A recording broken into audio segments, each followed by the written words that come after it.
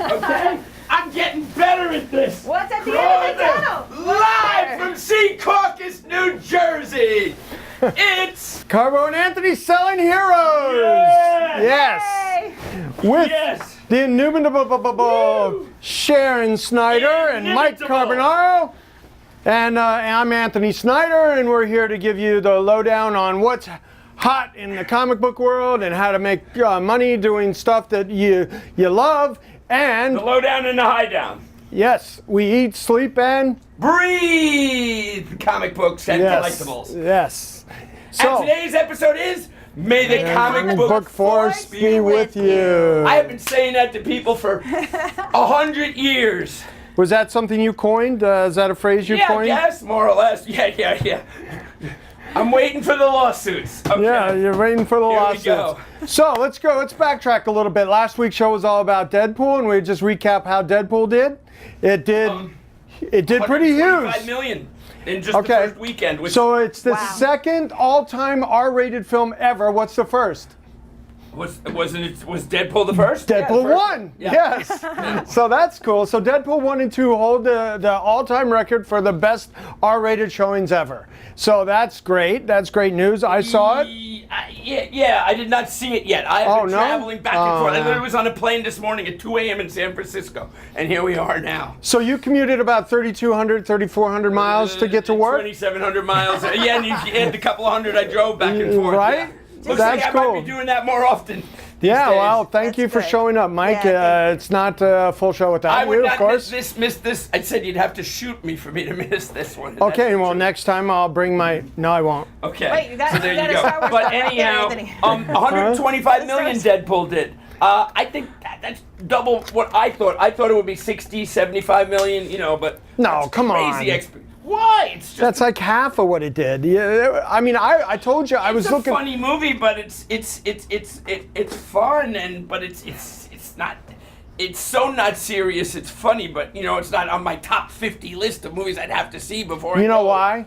Yeah. You know why? Because you're a Silver Age guy. No, not Yeah. because I'm Silver Age. Yeah. My hair could be gray, but No, I'm saying it. You love the Silver Age heroes, and No. Deadpool was like that. I mean, what was the last great superhero invented? Yeah, you'd have to give it to Deadpool. I don't even know about that. But Come on. regardless, it's I just agree.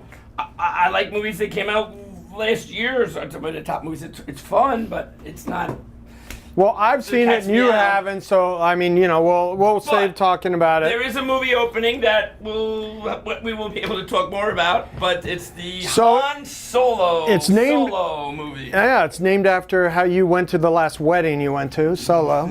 There you go. But we learned about Han Solo as from the Roy Thomas interview that we did. That you Oh guys will yeah, see. It was man! absolutely so incredible. we got a Awesome. chance to talk to Roy Thomas for a Who's half the an hour. Editor and writer of the original Star Wars comics Right. that came out in 1976, prior to the film, so they could use it as a merchandising. Well, not 76, but a couple months yeah, a before. couple months before, Like two, early 3 months 77. before, they actually had George Lucas. He tells a story about how George Lucas wanted to promote his film with the comic books because George was very involved with comic books, a comic book store, and collecting A friend original of mine, comic Ed book Summers, art. in Super Snipe Comics, one Yeah, of the that's earliest awesome. comic book stores in New York. Unfortunately, And a Ed big not- Ed is operation. not around Yeah, anymore. big operation. He used comic books. He made a comic book about how to just sell his stuff. That was like the first one. I thought that was so cool. I bought a warehouse of Ed's that he had not paid. I didn't realize it until afterwards. He had not paid for this storage unit. And I ended up buying the storage unit. It was an amazing amount of stuff. Oh, he had wow. storage units. He had so much stuff. He had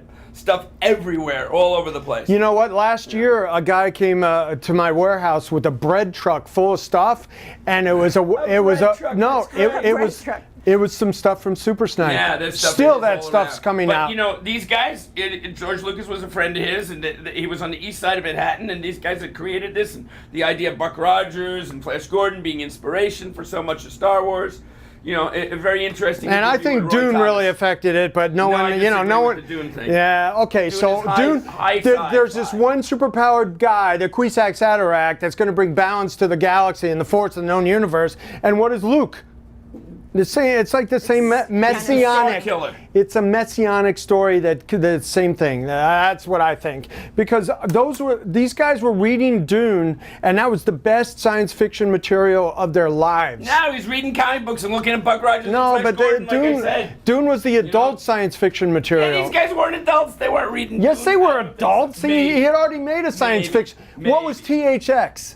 THX 1138, which was Yeah. great. Well, what was Very that? That was a interesting science fiction movie. Mm-hmm. He tried to make a science fiction movie before he made American Graffiti. And the director and one of the actors who was in American Graffiti is the director of this new Han Solo movie, Ron Howard.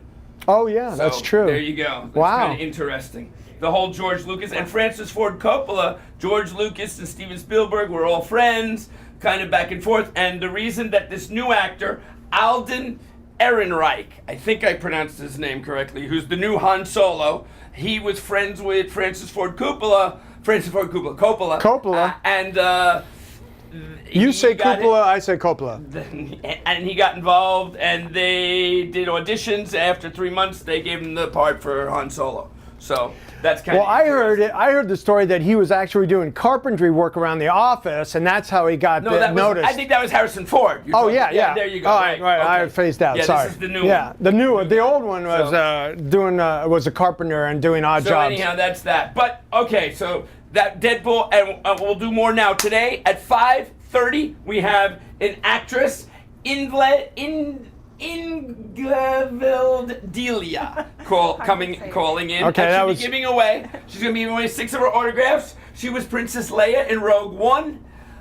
We also have Brian Kong, who is an illustrator, absolutely amazing. He does Topps cards, he does sports characters, and we have one of his sketch cards, which we'll be giving away to an interested viewer. So that'll be cool. That's gonna be Really Okay, I see the Facebook. We had a complaint about how we weren't seeing Facebook. I do see Facebook now. I have it on my computer. face to face. And now, but I don't have the other one. Okay. I don't have the Twitter feed.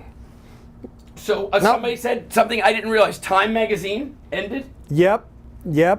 Is that it? Time When is the Inc. last issue? Yeah, Did it's it come gonna out? come Is it over? Is it Well, coming? Time Inc. as a company is failing, so which is kind of crazy that this huge force in news and That information. is magic word of the day. Yeah, use the Comic book the force. last days of Time Inc., which I think is something that we should pay attention to. It's like this is print magazine. I give friends I know here read this. They go, I got it on my computer. They don't want to see Yeah. it. right. So there you go. That's So the way it is. the print media I as a news a delivering device is just dying on the Comic vine. books are still around. I Yep. woke up this morning in San Francisco. Actually, I was in Sonoma.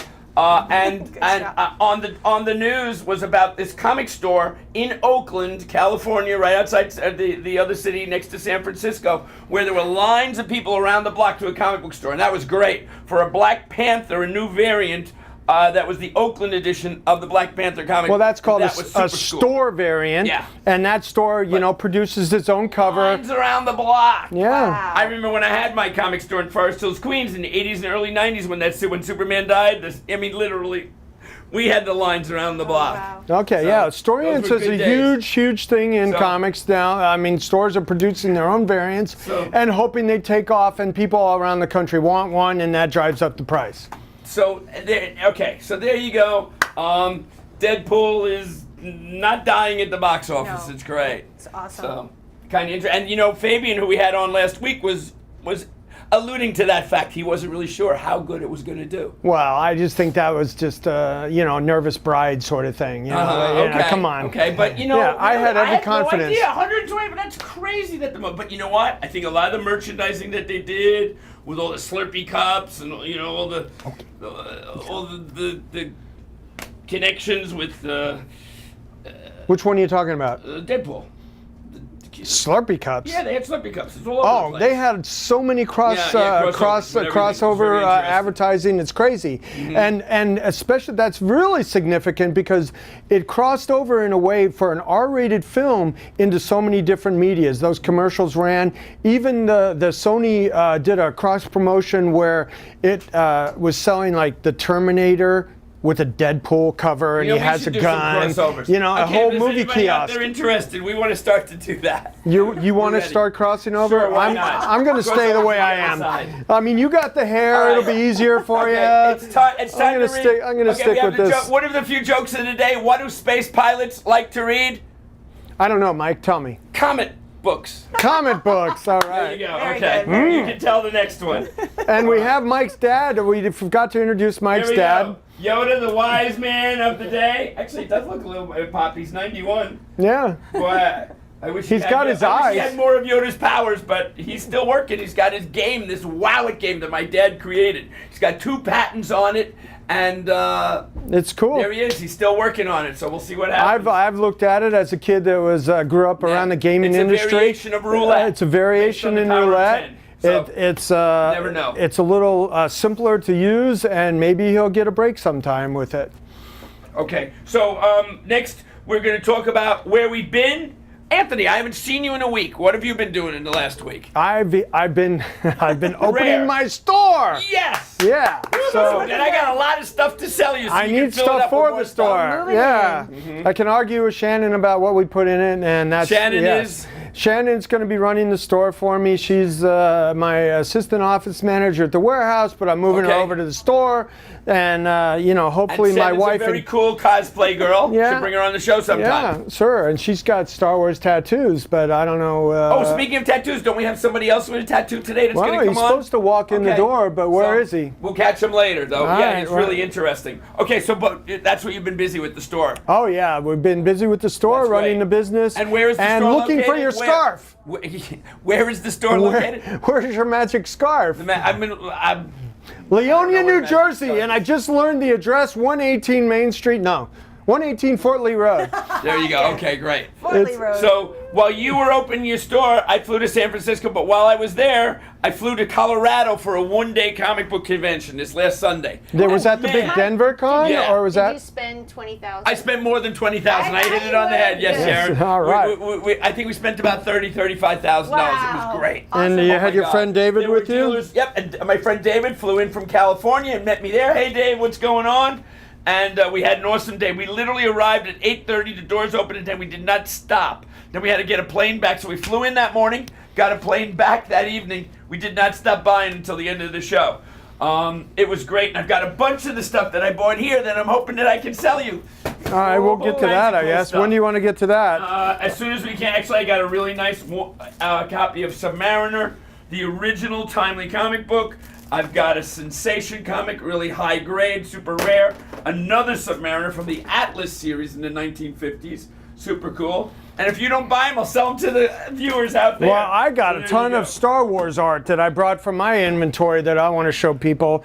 And we have a ton of autograph type stuff that's from the early 90s, these special edition posters. Yeah, and that special edition stuff it's nice, but the artwork's great. Well, But- what I have to be grateful for about Star Wars, I'm not really that big of a Star Wars fan. My kids are more Star Wars fans than Yeah, I your am. kids are all over I'm it, more amazing. of a Star Trek fan because I feel like that, influenced me more when I was a kid watching Star those Trek. reruns.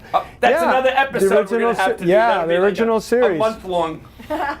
But what I'm grateful for is that when we decided to do the Star Wars edition, it's like I just couldn't stop finding stuff. Oh, we got to bring this, got to bring Right. that. There's so much merchandise. And that's the secret to start. It's everywhere. It's, Yeah. it's in every kind of. So it's hard to even get an estimate. But what do you think how much in licensing that Star Wars is just the licensing, not the actual retail, but the licensing money? It might hit $1 billion.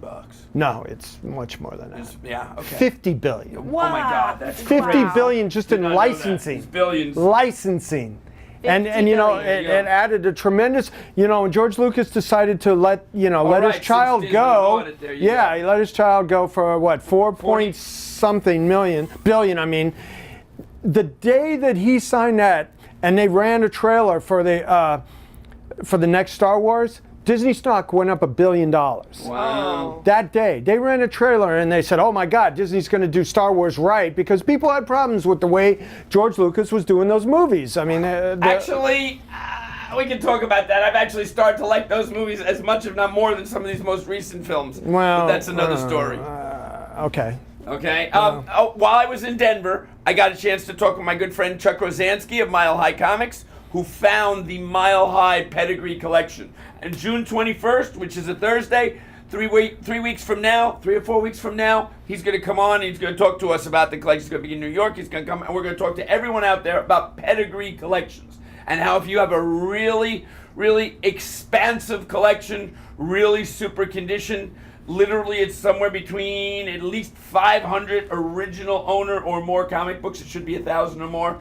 You can create a pedigree for it, and It's not easy. it's not easy to get it right. No, As it's time not goes on, easy. it's harder and harder. But nevertheless, a pedigree collection is great. He's going to tell us the story about the Mile High collection, which was the first one. And there's questions. Well, I had to it's ask him that I don't absolutely the even know. most important collection in the history of comics. Yeah. So that was Absolutely. really cool. We had lunch and he's And the arranged Mile with us High to come on. I Action think that's 1, great. the Mile High Action 1 is probably worth what?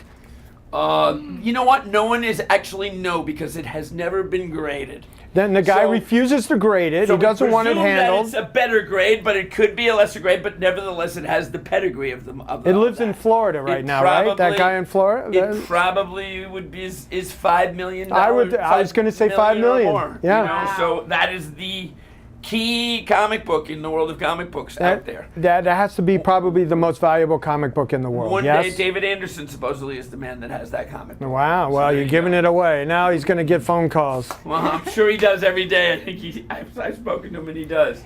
So that was Colorado. We've got a couple of comic book conventions coming up, right, in the month of June. Well, we're both supposed to go to North Carolina. Yeah. We'll be there. That's So that's a great show. are we going to share a booth there? I'll be flying in on Saturday morning. I'm going to do another show here in Long Island for a day. On Friday, Eternal Con, William Shatner is going to be there, and I'm going to talk to him about getting him as a guest to my show, The Big Apple, in March of next year. Oh, good. And bringing him on to talk as well. And then we can do an interview with him from the show. Yeah, and of that course. would be awesome because I'm a big Star Trek fan in the original series, and I feel like you can That's take. because you're a Silver Age guy. Yeah, I am a silver. No, I'm actually a Bronze Age guy. I'm a few years Yeah, younger there you than go. you. You are. You're a Bronze I Age started guy. the 20 cent Yep. comics is Yep. like where I'm most nostalgic about, and then.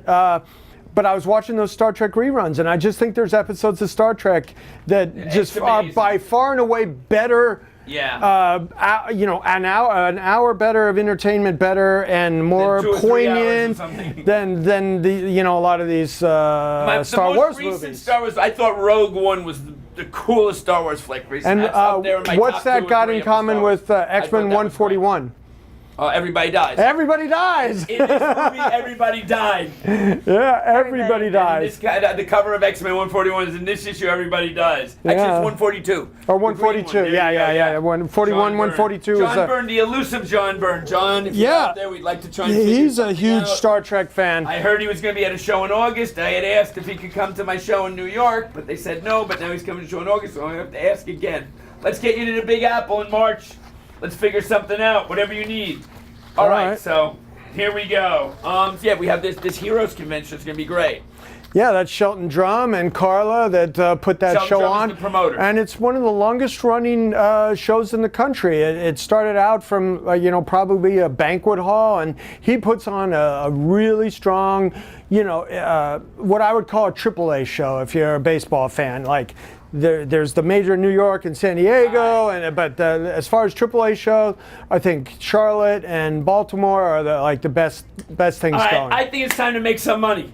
For you and for me. I'm going to sell you some stuff. It's time to do some wheeling and dealing. Here we go. Also, right before we have something here on the table, and this is for everybody out there, you can guess, okay, how many action figures are in this tube. And if you guess, what do you get? We get to spin the wheel. Where's the We wheel? get to spin the wheel, We Vanna. get to spin the wheel. We get to spin the wheel, and you get a prize on the wheel. So we want Yeah. you to start guessing. Okay? All right. So we'll catch you Our as you're first doing it. giveaway. All right, hold on. We have something online here. The dentist, David N. declined $5 million for that book. So there you go. And It's we have someone else. telling- lower than 125. Grade would probably be a 9.2. And should show that's that what to they're them. saying. This on is totally So, broken. A Yeah. 9.2. It's the 9.2. Careful. I'll hold it. I'll show Action one everybody. would be. I think it might hit that $10 million. Yeah, it's like, Who knows, yeah, it's whoever even went up for more. auction. With And all the money that's involved in comics and high-end it's been stuff graded today, at 9.2. it would Right just now, we're it would presuming. destroy That's that number. interesting. Up. People are guessing right now. Okay, Ah. 78. Whoa, lower than 78. Yeah. 35. Up. 35 is a lot closer. Getting warmer. So I would still keep going down a bit. Okay, so now, Anthony. All right, I'm going to start selling you some stuff. You ready? Wait a minute, we got to get a winner. Get a winner. Get a winner. Well, they'll win in between us selling you stuff. If you're 40, interested, if you're not interested, I'll go find someone else who wants to buy these nice books. Really? Yeah. Okay, well, see if my kid wants to buy them. Okay. Cameron's here If to you're do not some interested, business. I'm seriously going to take these to someone else. You want to buy the What comic are you books? I talking brought about? these for you. All right, you ready? brought them for me. Okay. You're going to threaten me with not selling you Yes, stuff? positively. All right, well, It's all about buying. you know why? You, Oh, they're still getting close, people. Okay. Wait a minute. 28. 28. Okay. All right. If So- no sports and CGCs, you won last week. You got to be a You're different winner very every close. week. Okay, above 20. We got NS Fish at 24. It's got to be above that. Higher than Keep that. going. Higher. Okay, so we're not buying the comic books today? What do you mean Okay, you're not buying it? Are you ready? Give me the price. Let's go. Okay, we got crime suspense stories. Here you go. Anthony, Yes. focus. You ready? Yeah, I'm Okay. looking for this because this is the way you treat me. Yes, that's correct. Higher than 26. That's good. And where's the gun with the money? I don't know 29. where Want the my gun with the money.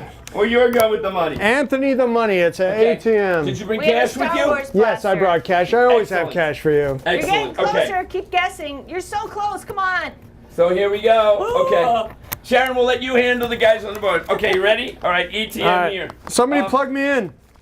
Look, this book is interesting. This book right now I is love that book. $1,000 plus, and it's Okay. super condition. This book has an upgrade possibility that's absolutely insane. I mean, look, it's an 8.0. That's just insane. Nothing's been done to it. It has not been pressed. Nothing. Okay. How do you so- know that? When Because you I bought know it that at a came from an show. original owner collection. Same collection as some other stuff that I have sold you in the past. There. It looks So- like it's been pressed before. So there you go. Are you sure this hadn't? 100%. So Yeah, everybody wants your money it's gun great. back. Okay. Yep. Yeah, Okay, the I money need gun. to find it. this It got look, misplaced. we're looking at 1,000 here. Okay. This is a really high grade, nice super cover. That's a 32 is $300-$400 very book. close. This Submariner is a $500 book. Okay, as is. That's As about is. what it is. So, 4, 5, got 6, 10. Want 7. me to show any of these? 1,500 $100. Yeah, go ahead. Show some. There you go. You ready? 2K. 2K. 2K with For the whole everything lot. else. With the Well, whole what thing. about that thing? Yep. Nope, that's a whole different story. Why is But that a if whole you buy different 2K, story? I got something I'm going to throw in. These are 20 copies of Shade the Changing Man. $21 $10 books. a piece. They're $10 a piece. What's that? Let me look at this. You have one here. Yeah, What if I give there's you a one bonus. back? Okay, so it's 2010, 2001. It's 1990. Yeah, 1990. All right, this is like how much? What are you counting this at? $100. Yeah, that's all it is, though. But that should be upgrade. This should have been a 9.2. I'm not gonna crack these out. They have to be. I have to go with what they are. No. This one you should actually look at for way more. This, I think you get your money out of this if you can upgrade this. You should get your money out of How just many this alone. upgrades? one are you talking about Feels that like you should get your money 1,500 No, to I me. can't do it for 15. I wouldn't do Feels it for like that. Not 15. possible. Why that is alone it not $1,000 possible? bucks. You'll sell that first instant without even upgrading it. Without even trying to. $12.50. I wouldn't sell that for less. If you want for 19, that's fine. 19. Yeah, and that's with. Wait, I didn't even add this. Yeah, that's all of this. No, you. Plus, I you threw in didn't- those. 19, you got a deal. And there's 20 If you don't of have the the- Shade Changing Man. The gun helps it. How about Hey! 18? 31. Who said 31? Rad Shamira, Ryan 31. We have a winner. Okay, Yeah, we have a winner. winner too. 18, done. 18, Close deal. okay. We're in. Double All right, winners. Let's do it. So now we Fine. need to spin the 18, I wheel. need See the what you cash. won. See what Rad Shamira Pay me. won. Ready? Wait a second. No. Wait, I don't even know if I brought go. enough There today. you go. And we have 100 left over from the last one. A $25 web store credit. Web store credit. You have to Anthony. bring your webs. Yay. All right, but you said you were going to match that. Oh yeah, I'll match it. There you go. 25. You get $50 web store credit now. There you Yay. go. Done deal. And So- we have Rad another Shamira. joke. What did the Good cow job. say about the Death Star? I know the answer to this one. Say it. That's no moon. There you go. Okay, I'll take my money now. Well, what do I get? You get that for $1,800. What if I throw this gun back to Could we you? stop dilly-dallying around and just pay Oh, me well, already? Pardon it. Okay. Okay. Thank you. All right, And we have yay. 100 left over from PayPal from the last one. No, I think I did that. No, I we did never that. got the single 100. Oh, maybe you did. I'll double check it. Okay, I'll think I take did. that cash, please. Yeah. That doesn't have to all be cash, right? No, that's an all cash deal. That's the only way that deal is going down. Please, can we candle this already? Why? What's your hurry? I mean, you got to go. I got more stuff to sell you. Are there people knocking at the Yes. door? You got to pay Yes. off. I've got more Jesus stuff Christ. to sell you. Well, it can't all be cash. I got to write some checks. We'll We take gotta that for the expense next this. part of it. Oh, my money gun. There you go. See? So you got to order something from my website, $50 gift certificate. Yes, Yeah. order from his website so I can sell him more, please. Yeah. Or if you want to buy anything that you see on So the show Star today, Wars. Okay. let me know. So let's kick into Star Wars. So there are now officially Star Wars 1, 2, 3, 4, 5, 6, 7, 8 Star Wars films in the initial supposed 9. So you have the first 3 Star Wars, Empire Strikes Back, and Revenge, which was Revenge of the Jedi, it's just Return of the Jedi. Yeah, because That's it. There we go. Whee! okay, there goes here all. I Thank you am very much. fulfilling my function in Mike's life. Anthony, the money, Oh, The money man. Thank you very much. and you too. Are you ready for the next deal? That's awesome. Okay, so then you have the Jane, next his 3 wife. Star Wars, Thanks, honey. the next 3 Star Wars films that George Lucas made. You know, I started thinking about that when they released that first #1 Star Wars in what was that, 92, 91? The 91. It's the special edition, right? 91. well, not the special edition, which is the retelling of the #1. There were lines in New York around the Ziegfeld movie theater. It was absolutely was my- incredible. And that I was- remember seeing the trailer for it. And I thought, my God, all these aliens, and they go to all these outer worlds and all that. And you know what I realized as I watched the Avengers movie last week? That Avengers movie became what I thought the Star Wars movie should have been. There they are going to this world, going to Neverworld, Storm World. All these different places. And that Nowhere. Avengers movie, Nowhere World, Yeah. became with these different creatures and strange dwarves and giants and trolls and all these cool things. That became what I thought that Star Wars was going to be. Those first Okay. Star Wars movies kind of devolved into these strange theories of things or whatever that never came about. Yeah, they lost me when the excitement got out of it. when the mother didn't know who Darth Vader's father was and his It was metachlorians and all that interesting. stuff. Then you have the new ones that are coming out, and Disney has of course created cookie cutter versions of Star Wars. Well, and that's so-called that's turned what it into Guardians of the that. Galaxy was to me, was a Marvel film with that Yes. Star Wars feel to it and the humor. I mean, what is Star-Lord except a that's Han actually more Solo? fun. So I'm looking forward to seeing the Han Solo movie. I don't know, but the thing I liked most recently, I guess for me, in order of films, is Empire Strikes Back. It's my favorite Star Wars film because it was so exciting. And the first Star Wars film, and then Rogue One is probably the third most interesting film for me. I thought it was great. It's a single story. It was like Star Wars versus World War. It was a World War II Star Wars movie. You know, everybody on the beach, everybody get fighting, the guns and stories. It was awesome. So we'll see how today's movie turns out. So I brought some Star Wars art I just want to show real quick. This is a Vader Down cover by Alex Malev that I was going to try to have on the show. Good old Alex. Alex, yeah, he loves you. And One of my best friends in the art world. Actually, we're going to be bringing on a lot so more that's a artists Vader Down, coming and I think this was a store variant that he did. So this is another example of a store variant, the Vader Down cover. Now, and that's available from my website. This How much is something like this? $3,000. And this is a story. It's just a published cover. Yes. Where's Yes, the it comic is. book? Where's the comic book, Bobby? Okay. This is a store variant, right? Bobby's Nice. here. I like Hey, this. Bobby. I like this. And this is what was it? Star Wars Saga or something? What was it? Vader Down, they called it. Vader Down. Oh, that's cool. Look at this. This is beautiful. Look at this. This part of it is so nice.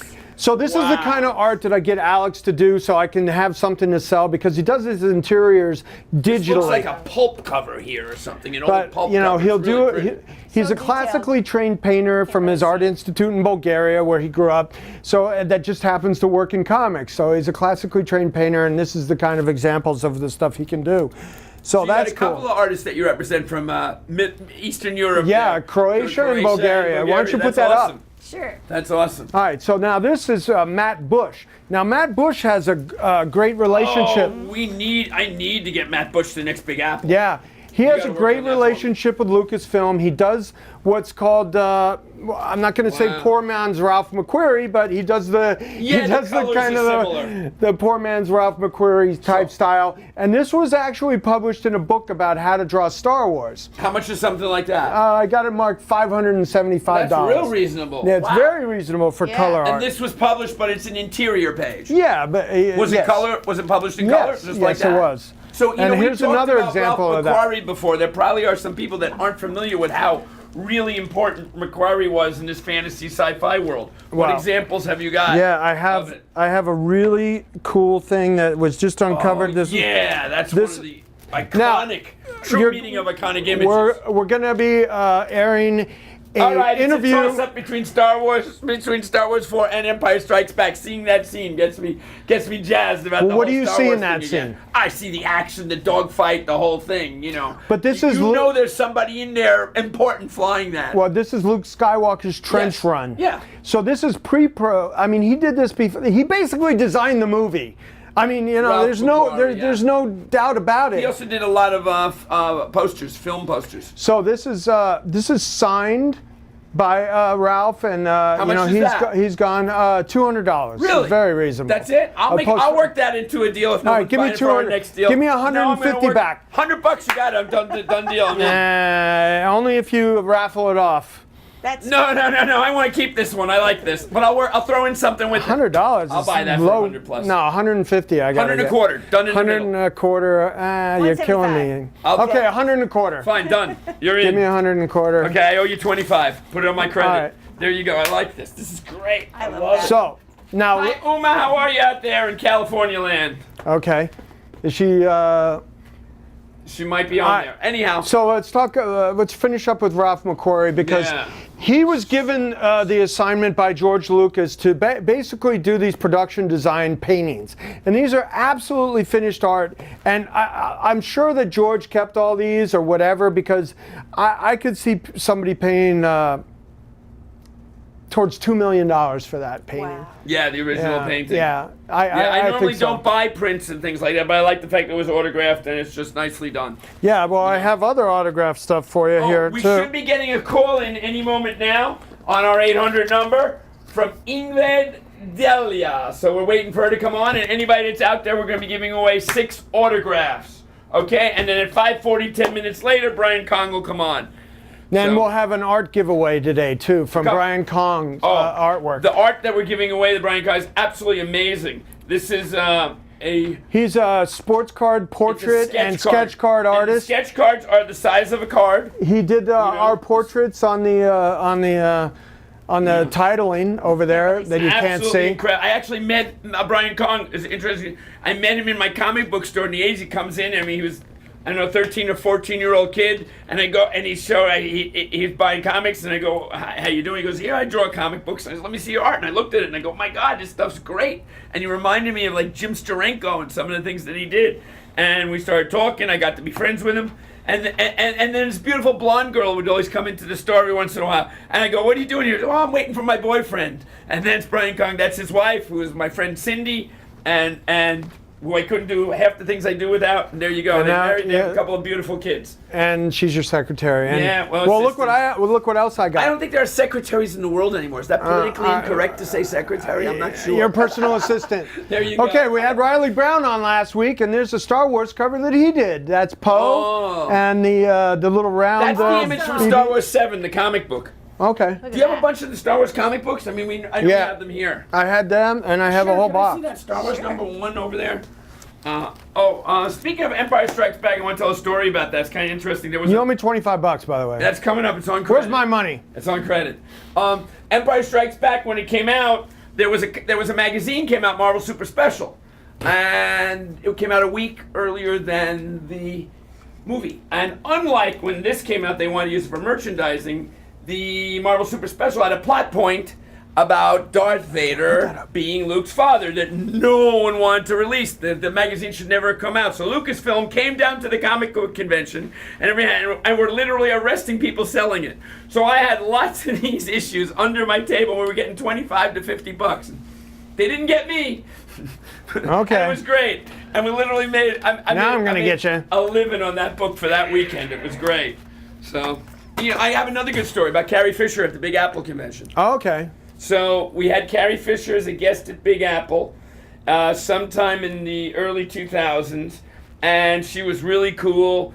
And there's a line around the block, waiting to get her autograph. And this little girl comes up. She was maybe 7 or 8 years old, and she's sitting there, and she's standing there looking at her, and Carrie Fisher come over. She's really shy. Finally, she pulls out a little flute, and she starts to play the Star Wars theme song on her flute. I mean, Like a real silver flute yeah, type? yeah. It was cool. amazing. Everybody started clapping. Carrie Fisher started crying. They came over, and it was just so cute. It was great. I wish we had That's footage nice. of that. It was great. So Carrie Fisher was, she was a fan of the fans. She was very cool. So it's too when I bad. see all these Star Wars books and stuff, I mean, there's so many memories. That is the thing about Star Wars. It's just embedded, whether it's because of the commercial aspects of it and the $50 billion worth of merchandising. No, just licensing. Licensing. I mean, you have to go It's amazing, 100 times that at People least. know who these know? guys are, but you try, who's the vice president or the secretary of state. So they know Well, these I know- guys more than the government. The what? So there you go. Anyhow, this is the Star Wars #1, the first comic book. 30 cents it was. And Howie Chaykin is the cover. And depending upon the condition, this comic book can range anywhere from $25 to a couple of thousand for a 9.8 thousand bucks, 1,100. It kind of came down a little bit. All right, but if there's a 9.9 out there, that would be probably a couple of thousand. Hey, we have our caller on. Okay, we do. We have a caller on. Ta-da! No, the girl, Here the we go. actress. Yes, we have Ingrid Delia. Is that Ingrid? How do you pronounce your name? Is that correct? Yeah, it's a bit of a tricky one. Ingrid Deila. Oh, thank you very much. Thank you for coming on. So tell us about your experience being on the Star Wars set. Oh boy, it was a wonderful experience. It was like stepping into this childhood world that I'd seen so many times, being on a starship, Tantive 4.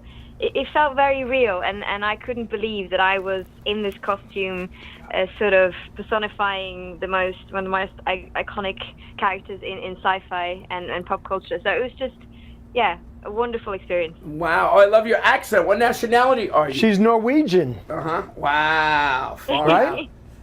Yes, I'm from Norway. Yay, so's my Nice, wife, nice, hereditary. She's mostly Norwegian heredity. I Wow. love that. So, it's amazing. I mean, you had a role in the film, but, it wasn't a major part, but it's still a part. And just being part of the Star Wars culture gets you into the rest of the world of Star Wars, right? I mean, I'm sure now you feel blessed to be part of that almost. The Star Wars world. Yes. Universe. Yeah, I feel ridiculously lucky. It's Ridiculously so bizarre. blessed. I I'm mean, going to get a button that says that. That's great. I love it. So you've been doing I autograph didn't even shows, plan- you've been doing cons, been doing personal Yes, appearances? I've had the great pleasure of going about in the world and participating in this fandom phenomenon, which is so welcoming, and it's so great to meet fans from all over the world. And I'm currently in Brazil, and I did my first Comic-Con here last weekend, and it was just amazing to see how fans are sort of the same wherever you go, and just feeling the love and the passion for everything relating to Star Wars. That's the thing about comic books and fandom like that. Doesn't matter who you are, race, color, creed, all of that. It just disappears. You become part of this, community in this world, and then when you can wear a mask, you don't have to wear a mask. It's just very, very cool. It always has been for me. How crazy was it? You said in Brazil. How many people were there? Were there tens of thousands? For the one I went to in Curitiba, I think it was around 10,000 people a day. Nice. 10,000 a day. Wow. Whoa. That's awesome. So if any of you fans call in, we're going to give away about a half dozen. If you would be kind enough to offer to sign a few autographs with some of our fans. Miss Delia? Sure, yeah.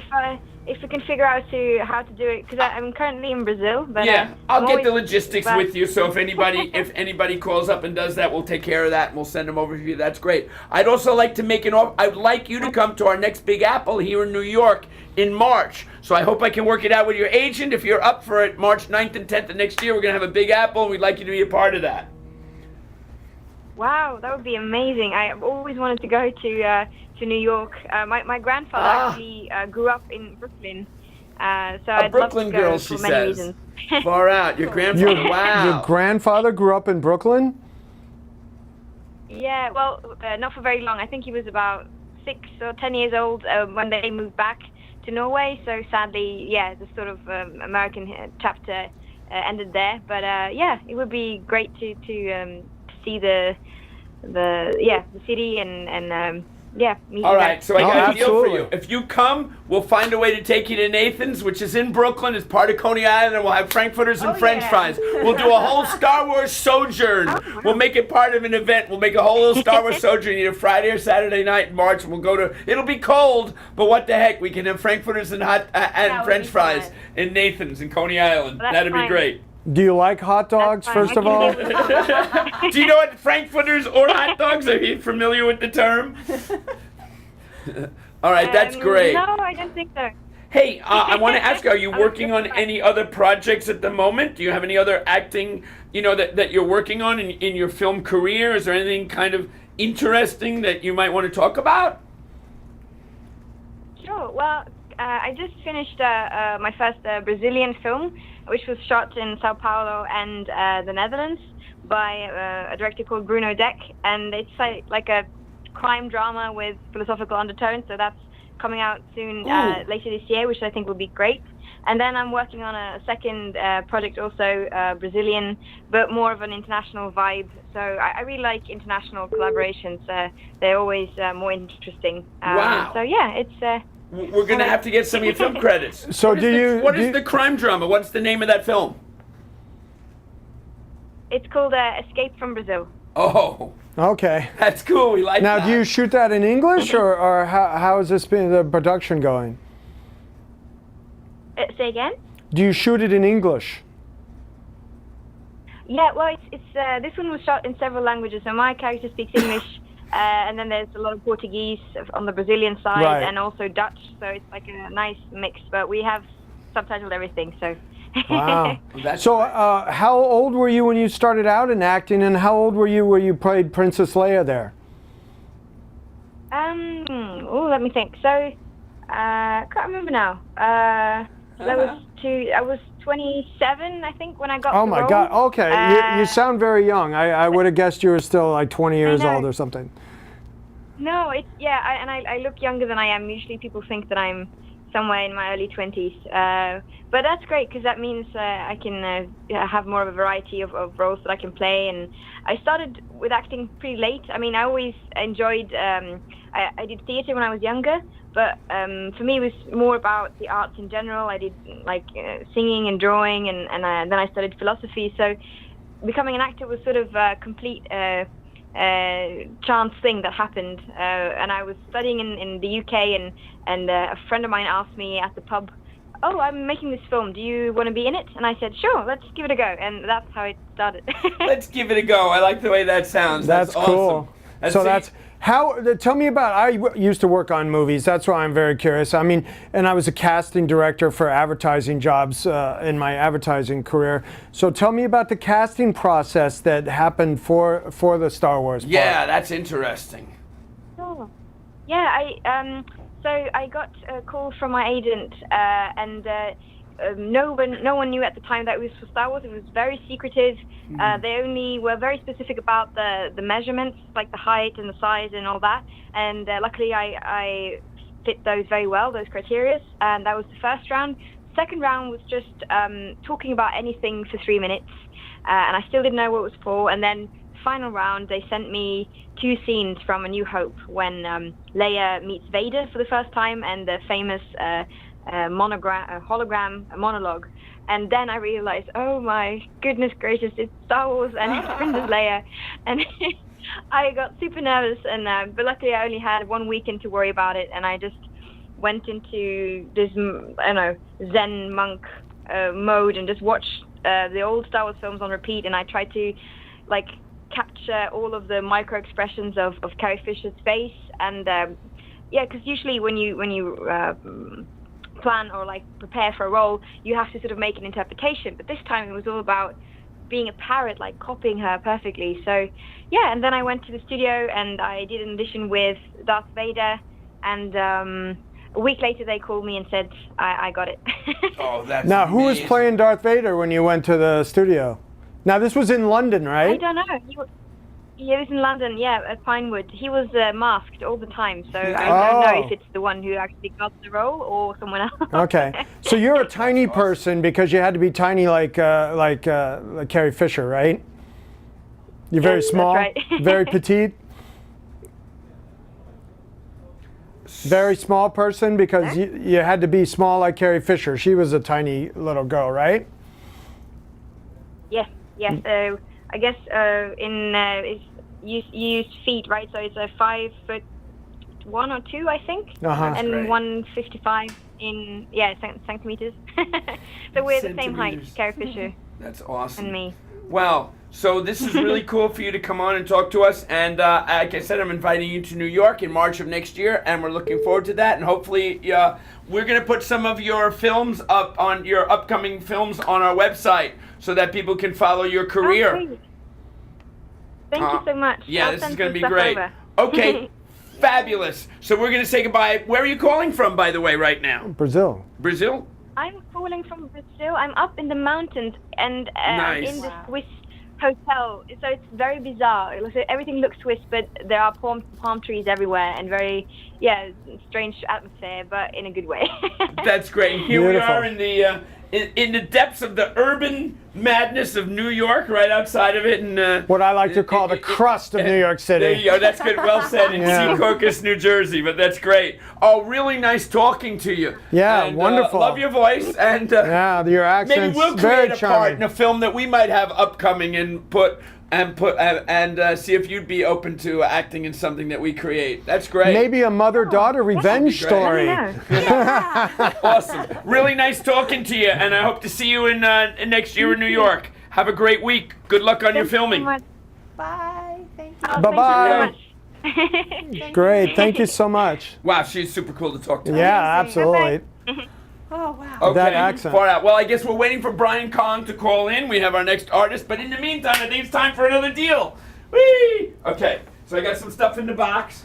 We still have the drawer full of stuff. Here you go. These are posters. I don't Movie posters. know if I need Really nice. stuff Well, like okay, that. but I mean, come on. Do you get a better movie poster than this one? Whoa, whoa. You get any better movie posters than this? Look at this. Godzilla Monster Island. Yeah, that's a cool These are one. great. Oh, I think we even have, hold on, wait. We have some Dawn of the Dead posters here. Yep, Dawn of the Dead, as in George Romero. Dawn of the Dead. Who just passed away recently. Yeah, That's I the- had him as a guest at Big Apple. He was really Actually, cool. he was on the last Academy Awards in memoriams, right? And we have some of the Thing poster here, but this Thing is a second version of it.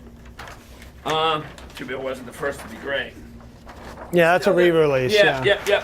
But you got 10, 20, 30, 40, you got 50 posters. $1,000 for the lot. That's a deal. Hello? Yes. Ah, damn it. Okay. And I owe you 25. So you $9.75. All right. If I said yes too soon, I know. cannot do that deal. Wait a minute. I'll just renege for once. I won't do the deal. You get a First Man in the Moon comic book with that.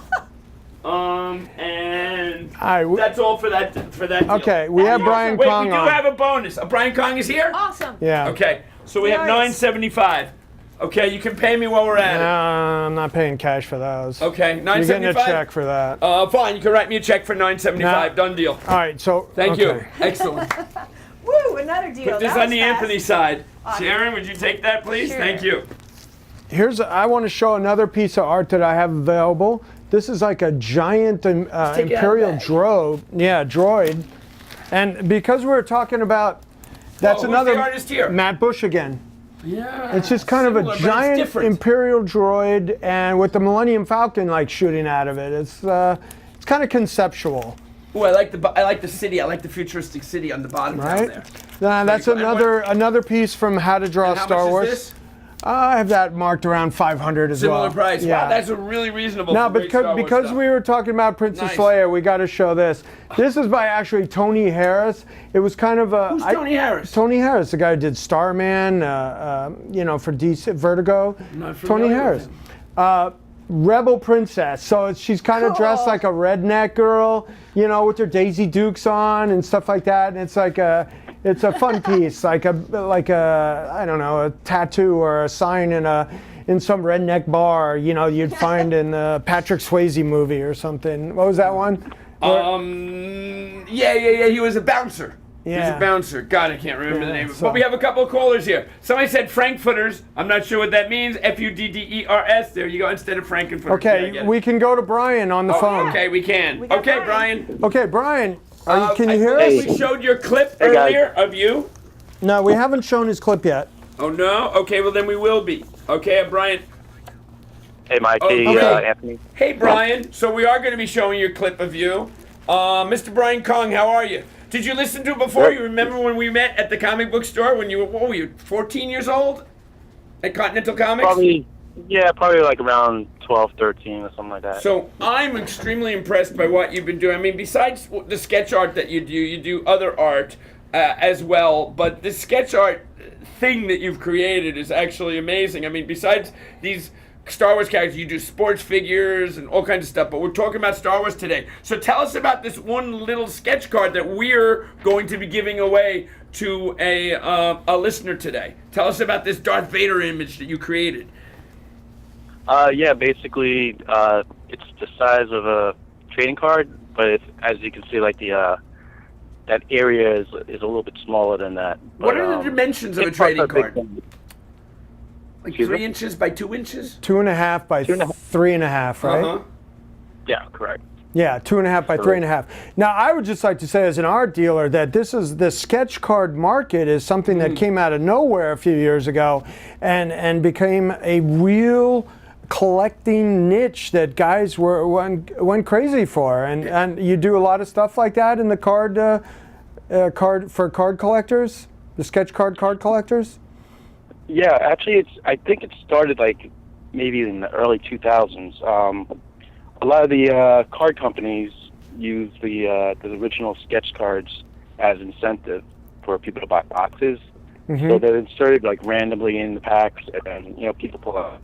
We're watching you draw your card right now. By the way, awesome. we've speeded it up for the purposes of our hour-long show. Really? He But doesn't draw that fast? How long does it actually take you to draw a card like this? I mean, this one's a little more intense or intricate, but they all are in their own way, I guess, right? Yeah, it depends. Like this one actually took me probably about 20 minutes to do. Because it's Darth Vader, I don't have to worry about the likeness as much as if I was drawing like Han Solo or Luke Skywalker. Wow. So And now you've worked with the baseball card companies on likeness stuff too, right? Yeah, I do a lot of stuff with Topps, who also has a license for Star Wars. Oh, okay, cool. Brian, So, what are the Star Wars characters? Have you done almost all the Star Wars characters? Yeah, I mean, I've worked on like at least like 20 or 30 sets, so they usually give us that's prolific. different characters to work on, like based on either the movies. Like each set will have like a focus on certain movies. Like they just released, I think, Solo recently. So, Right. That's it. That's the one we're talking about. It's coming out. Yeah. What's the hardest character to draw? Or is there one that's a little harder than any others? You go, oh no, not him, not that one again, when you get it.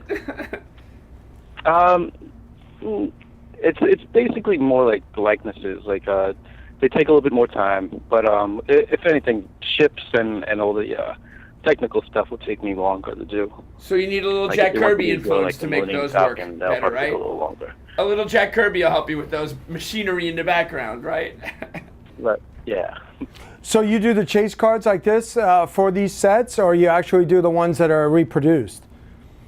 Sometimes both. Like I'm doing, I did a base card for one of their Galaxy sets a few years ago, and I just did another base card for the set that's coming out later this year in like October. So, but mostly a lot of sketch cards, but I also work on the baseball stuff, so I do a lot of base card work for them also.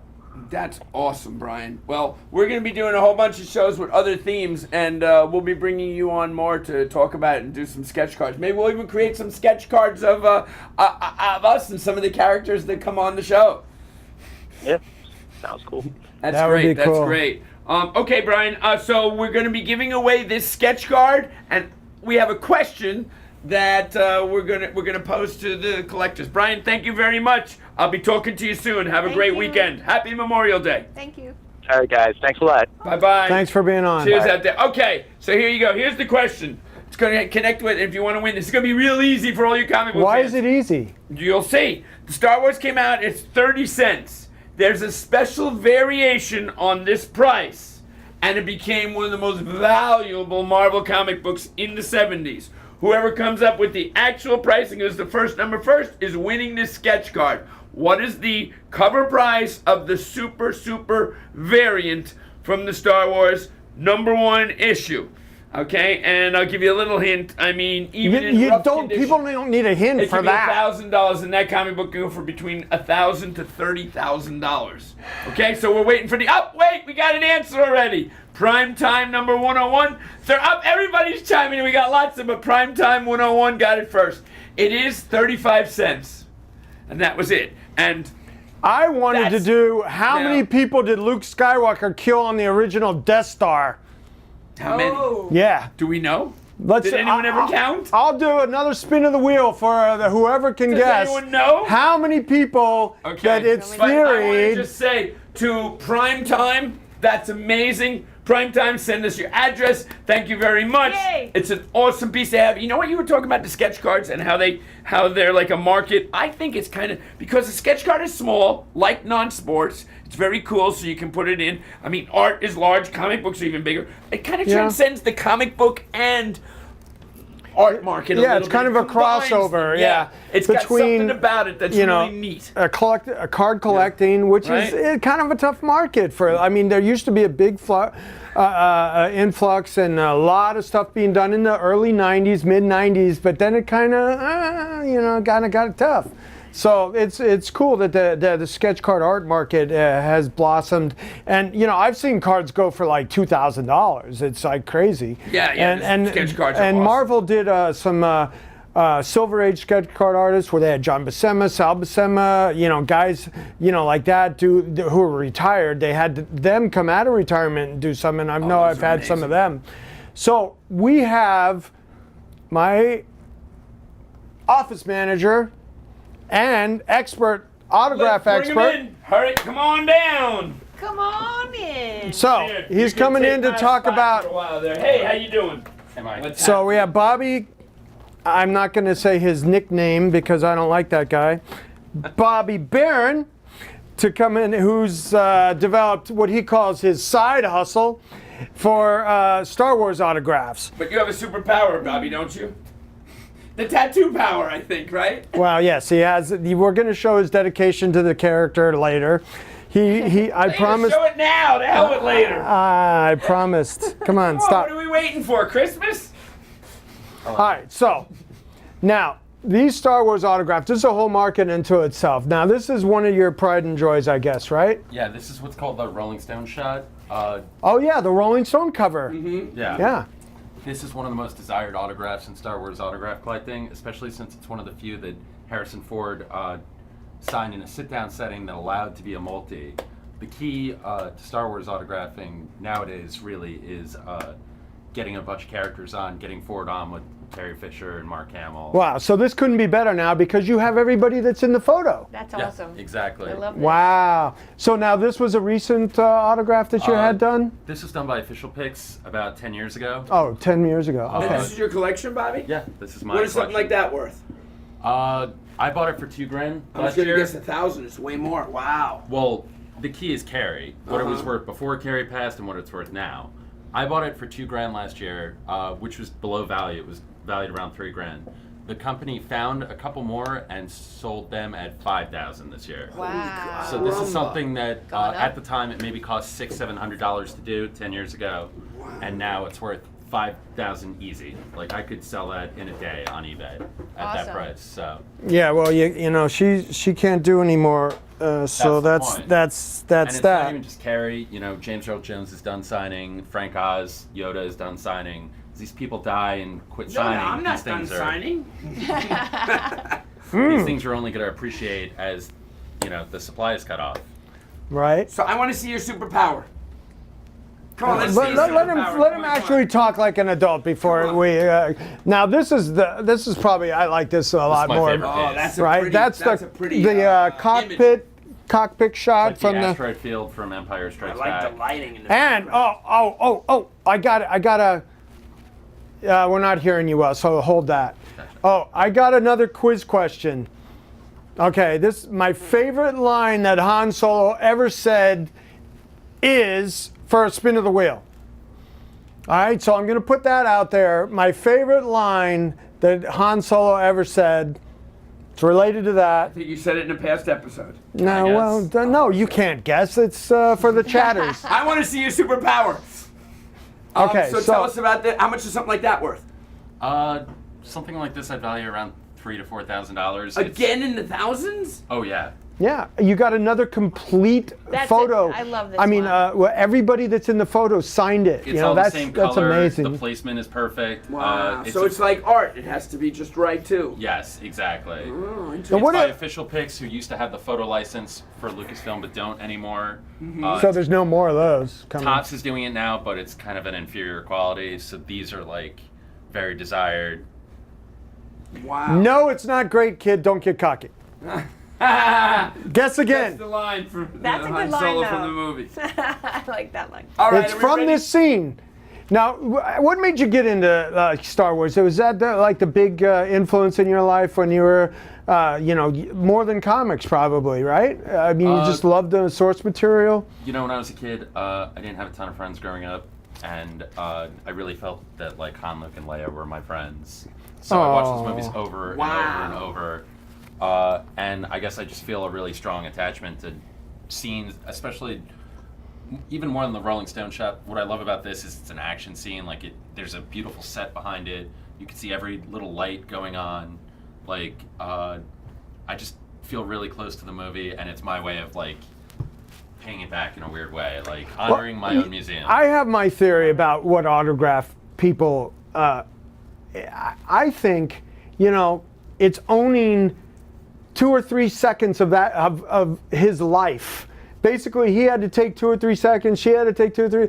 Yeah, I mean, so you that's have you interesting. I own never a looked at piece it of that their way. I think it's life. some physiological You know? thing. Yes, You feel you I get think a it- piece of them in yes, some karmic it's way. it's a piece But of them. The 2 or 3 second theory is good. I like that. That's really neat. I'm going to use that. That's one. my- it. that's I never my, thought of it like We're that. taking that. That's So really- That's Bobby, my what's theory. your super? Come on, can we see a superpower already? No, not yet. Oh, come on. We got one more to talk about. Okay. But isn't this your business now? You certify these autographs and things, correct? I authenticate for a Authenticate. group I'm in on Facebook. It's called Star Wars Autograph Universe. It's not Rebel Scum?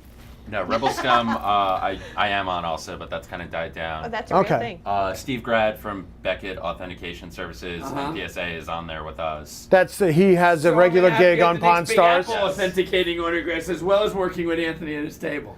I do it more as a courtesy to other collectors Really? than for business, but I do sell these. These are some of my personal collections. This is the Nebula from the end of Empire Strikes Back. What I love about this is that everyone has a character name, which I enjoy more than their actor names. Like, you know, to me, I see Luke, Leia, C-3PO, and Remember that R2. scene as vividly. Wow. Oh no, that's the end shot from Empire. When they're going to go I have to watch rescue that Right? again. Han Solo. And well, yeah, well, there's Chewie and Landau's in the Yeah. Millennium Falcon flying off to try to rescue And why Han. is this one so poignant as well as the image? I just think it's an iconic scene in movie history. I mean, instead of riding into the sunset, it's flying into the nebula. Like, Keep what more guessing. They sci-fi? wrote their character names in with each of those too, That's my right? favorite That's part of it. rare. Oh, You get wow. to do that. I didn't notice that. So Me either. does that lend itself to more yeah. value? So what is something like this worth? All right, I'm gonna guess $2,500. Around there. Now yes, actually. I'm getting the Yeah. now I'm getting the gist of the guess. Okay. Well, that's because Now you I'm don't getting have it. Han Solo, which is the Right. hardest one. Yeah. But I'm seeing the value of these. This is really nice. And Interesting. Harrison Ford especially doesn't accept sign-in items. He only signs like pre-approved things. Wow. So it's very difficult to get him on anything. Period. Actually, he only signs for a charity. Wow. That's cool.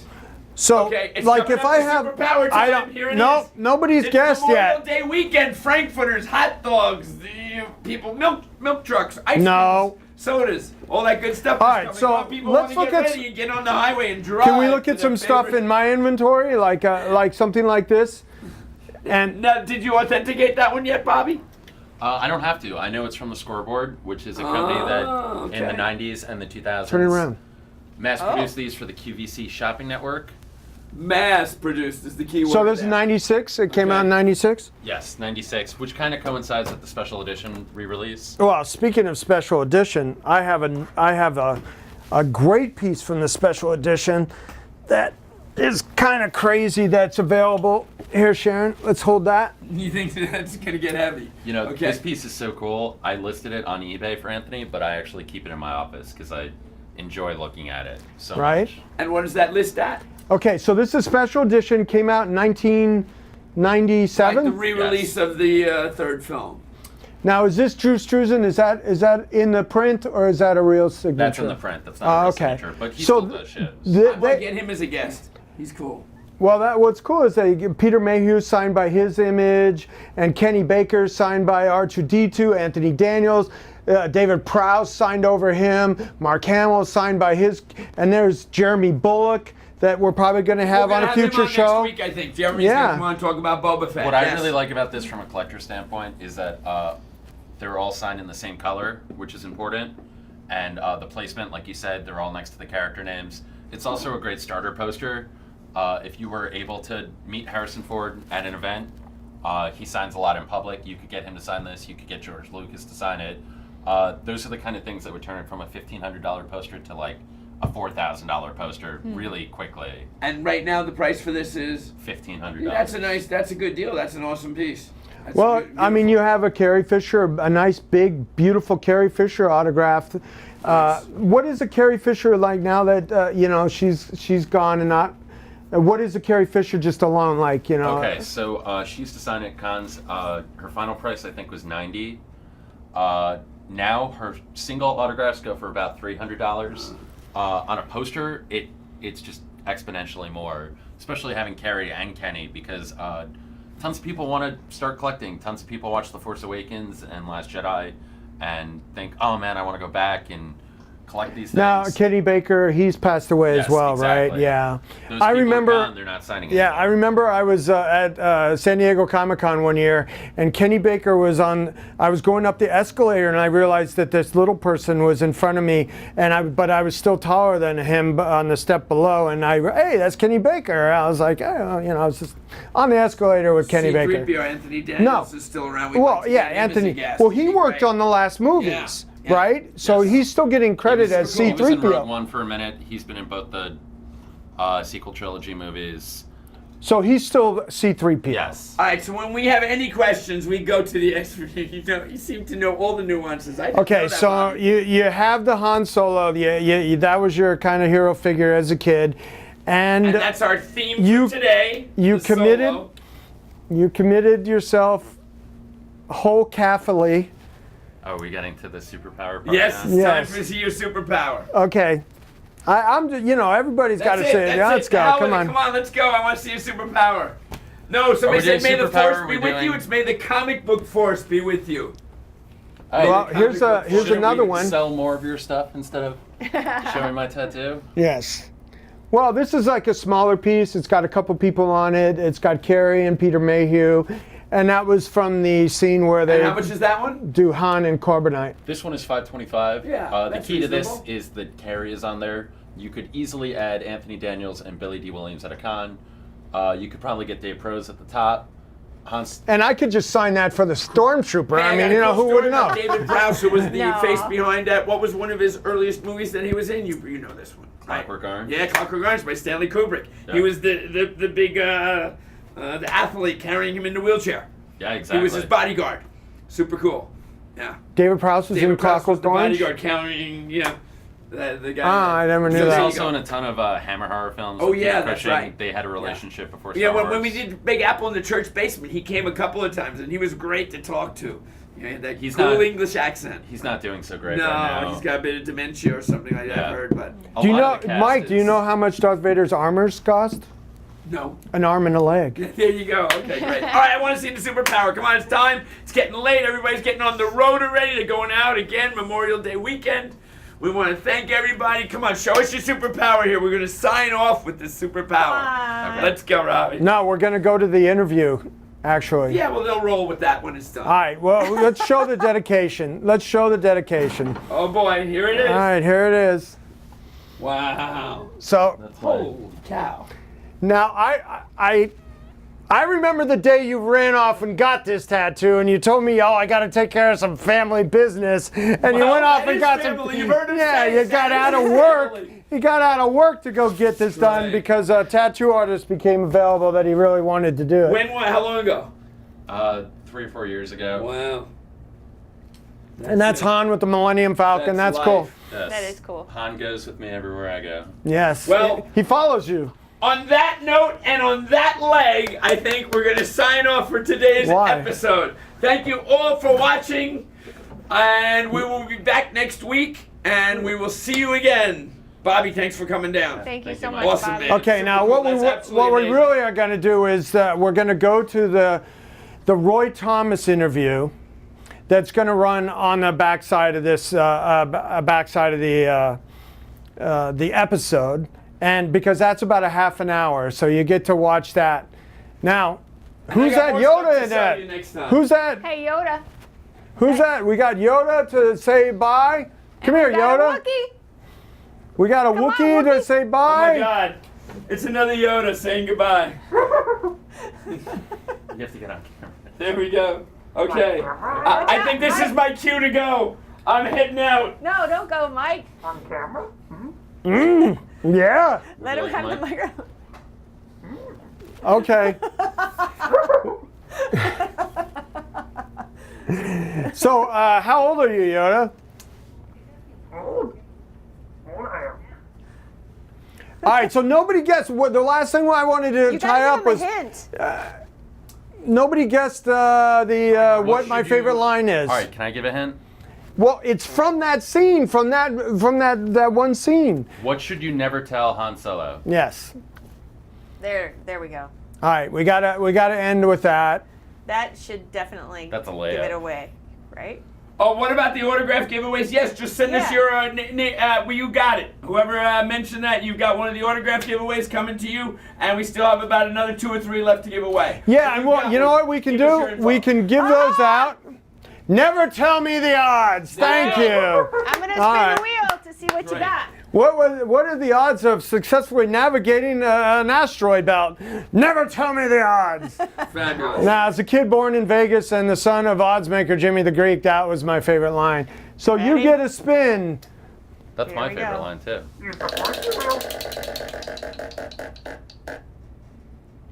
Wow, $50. And what did we say? No, that's up It's to not just you. $50. I'm doubling it. So All there right. you go. Mike's doubling Wow. it. So you got 100 coming to you. $100. There you go. $100 All right, excellent. for credit. Thanks. All right, and on that note, that is the end of our episode for today. Unless we're gonna have another coda and we're gonna have a triple ending. No, that's it. Okay, great. Are we? Are we having another ending? Are we have? Okay, I could That's have it. another Okay, ending. One more ending. Come on, we're having one more ending. Come on, today. kid. It's another ending. What do you got Okay, to I know sell? it's this. We're roaming outside. I saw him just roaming around outside, Hey, aimlessly. But what do you got What to do you sell? I've got Give him the mic, Yoda. I'll make you an offer on that. You here to sell? I've got a 1 in 2,500 2016 San Diego. 2016. That's new. Special. Let him see it. And how much is this? 25. I offer. 135. 135. Which one is it? Let me see. I gotta see what I'm trying to buy here. $50. Mint in the box. $50. Come Oh, on. it's a 2000 exclusive. It's a. $50 cash. COD. This How is the much? gold one. Bobby, do you know how much this is Let me worth? show that. No, my All right, my expertise- offer's going down. I'm back down to 40 now. Oh, come on. How much did you pay for this? 100.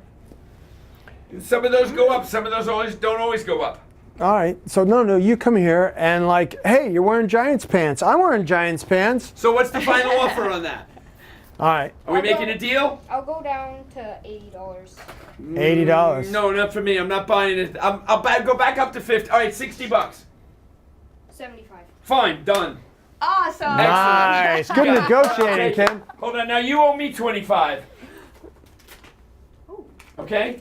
And I owe him 25. So you pay him the 25 and we're even. Yeah. How's that? All right. Okay. All right. And on that note, that is it. Triple ending, quadruple ending. It's all over. Thank you for watching. We'll see you next Thursday.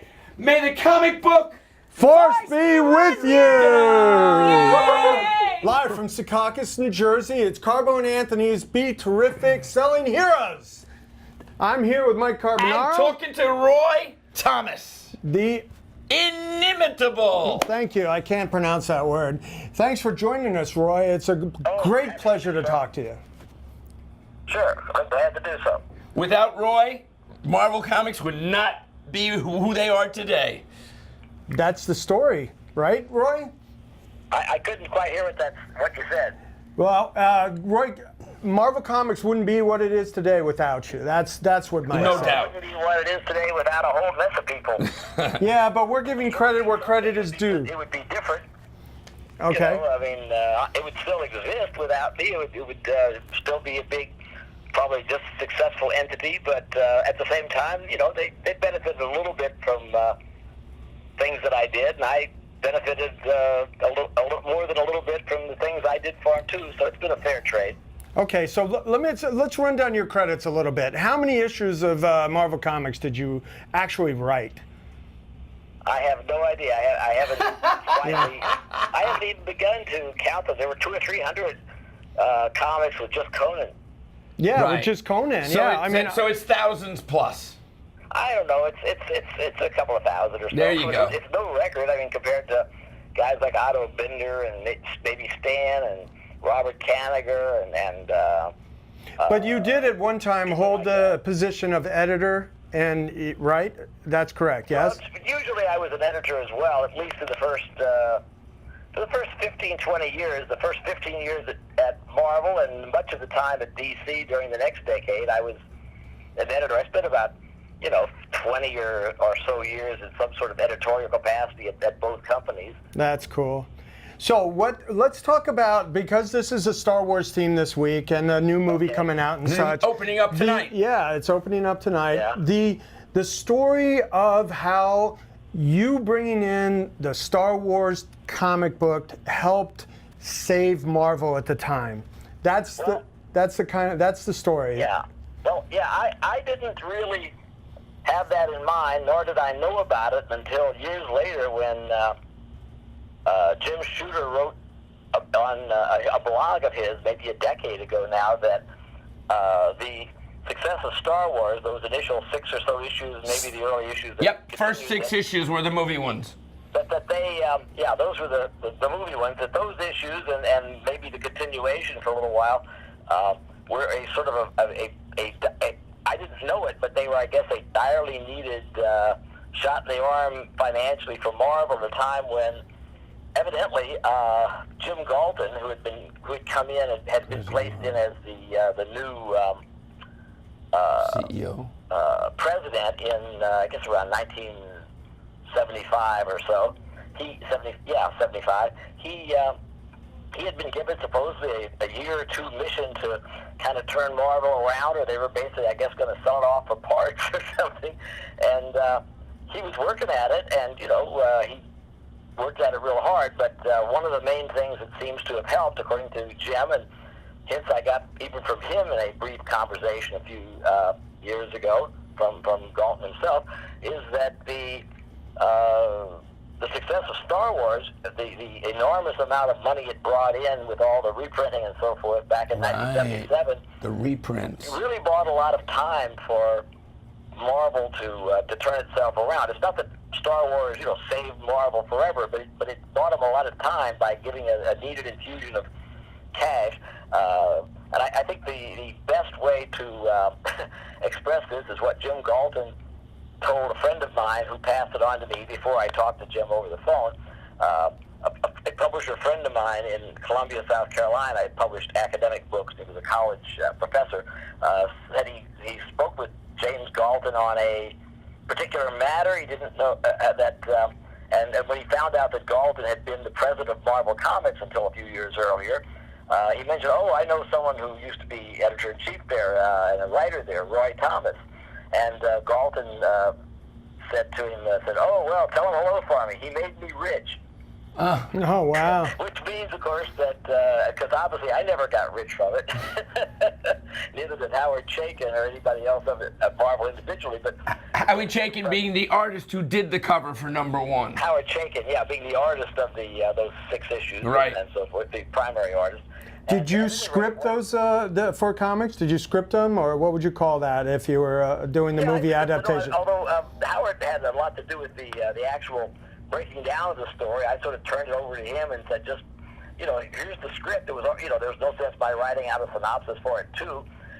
Just, break it down into the 6 parts, sort of evenly divided. Howard knew how to do that. I'd worked with him before. If he needed to talk to me about anything, I was just a phone call away at most. So he sort of broke it down, and I just did the script. Yeah. Okay, so you didn't really... I was also the editor, so I could get any changes made I wanted, but, Howard did such a good job, I didn't have any problem there.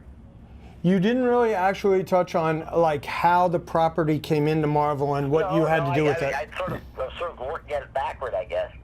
The way the property came to Marvel was a little strange. We had been doing a few adaptations from time to time. There'd been 2 issues of a Sinbad movie that I had edited, and I think they had just started the Logan's Run. It was just starting to come out, or about to come out, or something. Loved Logan's Run. But Marvel wasn't really interested that much, of course, in doing adaptations of movies because, there really wasn't a lot of money in it. I mean, you didn't own the property, you couldn't merchandise it later. All you could do was collect the money for the comics. And they were really more interested in developing their own characters because then they could merchandise them, to, I don't know, Slurpee cups or what, whatever, eventually to movies. Slurpee cups are still around from the 70s. Yeah, so basically what happened is that in, I had heard of, I had dinner with George Lucas through my friend Ed Summer, who owns the Super Snot Comics store. Oh, cool. I knew Ed Summer very well. He was one of the earliest comic book stores. George was a partner in his art business. So Ed and Lucas and I had dinner. Maybe Gary Kurtz, the producer, was there too. But I don't remember. It seems like there was another person there. But of course, I didn't care if Lucas was there. I didn't care who else was there. Anyway, it was just a nice dinner, and we said complimentary things. I was a fan of his recent big hit, American Graffiti. American Graffiti. Which I liked very much. And he said some nice words about my writing of comics, especially, Conan, but different George Lucas was a comic book fan, correct? Obviously, friends with... Quite a bit, and as I said, he was a silent partner even in this comic art business with Ed. And he was quite a fan of that. He was, another great comic book Jenkins' influence. work also, I learned. And so that night, that would have been in early '75, probably. Oh, wow. Which is, about 2 years. 2 years, 77 was the comic, yep. There wasn't even a full story yet. They had elements, but they weren't sure, because they were talking that night about a movie that was going to be called The Star Wars. It has the word "the." I love that. And it was, it seemed kind of it seemed like the story wasn't really set yet. And later I discovered they had these various versions that where the original Han Solo was like a 7-foot or whatever amphibian, and things of that sort. No way. The hero was going to be this older guy named either Luke Skywalker or Luke Starkiller, and I think they might. Right, Starkiller. Yeah, I've heard that bandied about. That's about all I remember from there. I remember that the idea of the Starkiller and the fact that it was the Star Wars, but mostly, when they were talking about that, those 2 or 3 guys. I was just kind of a fly on the wall. I didn't really have much to contribute, so I was just kind of listening, and I kind of forgot about it afterward.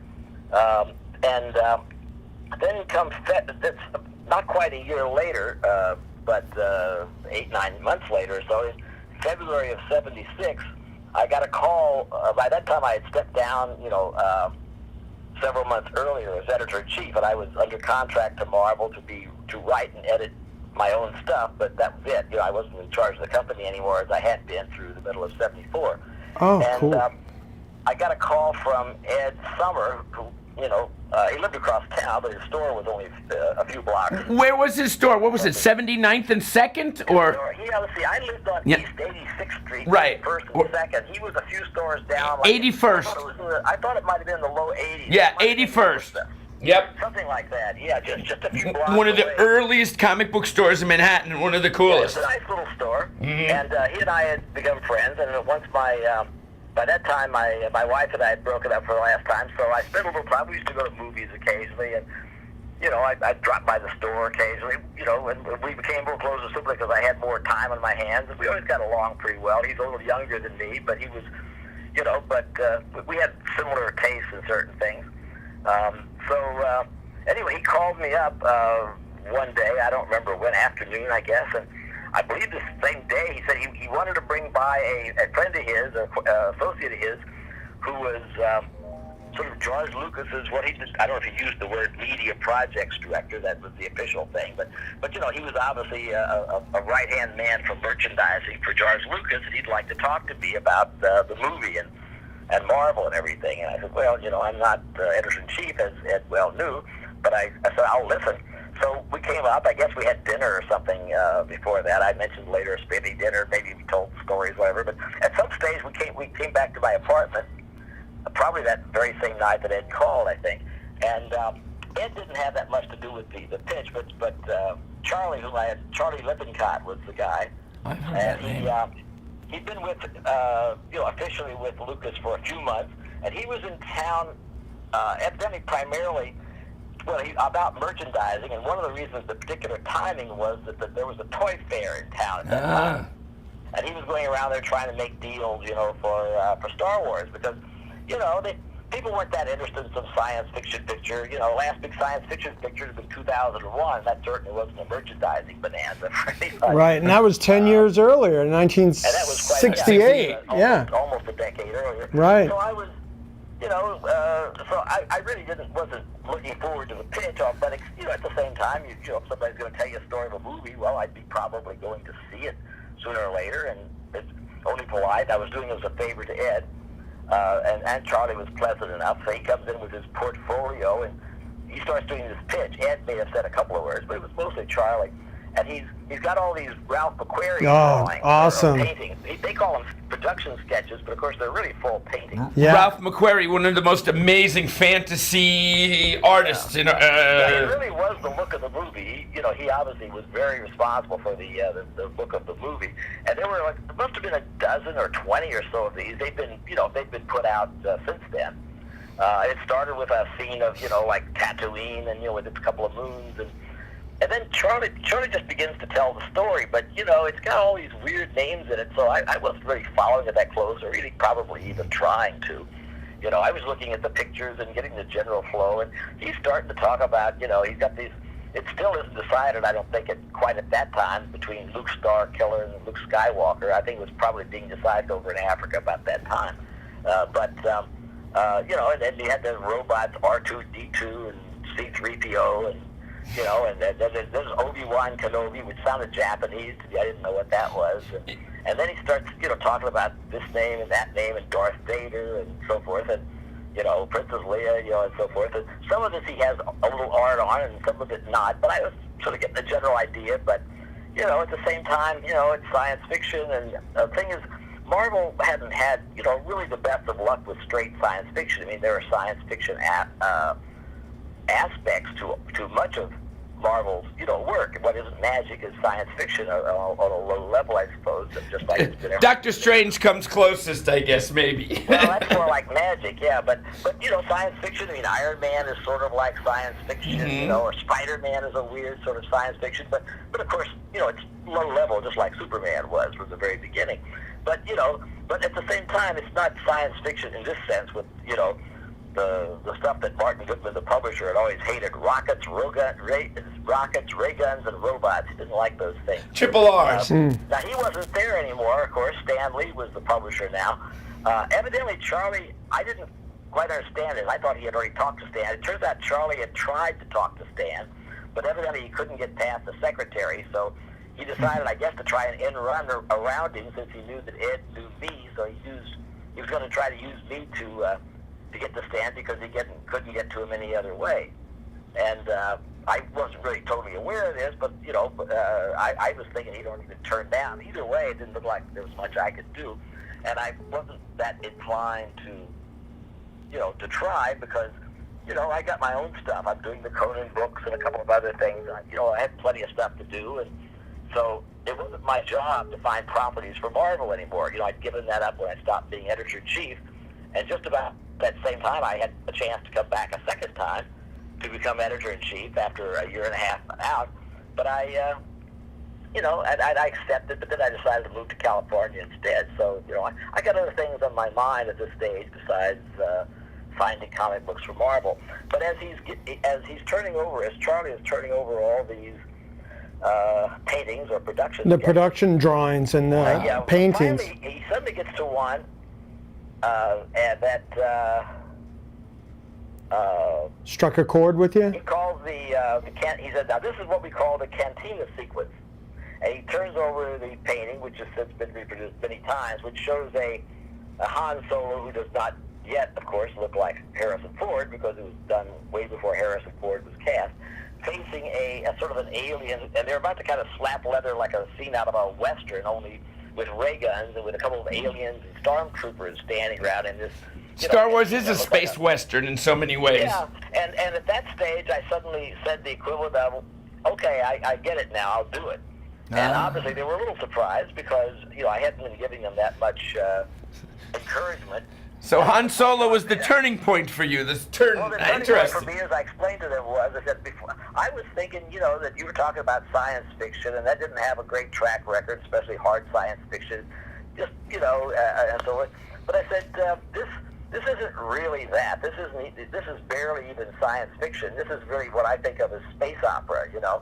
Oh, nice. And it's not that always sells comics either. There's been a lot of space opera in, you know, in comic books too. But at least we had a fighting chance with something like that. It's basically it's like a Western or a hero story with the, you know, the colorful heroes, the villains, and not with a lot of, you know, realistic science fiction aspects in it. So I said, you know, I said I like the idea of this particular character. I hadn't been that interested in Luke or Leia, you know, or even Darth Vader. These sounded interesting from a distance, I guess.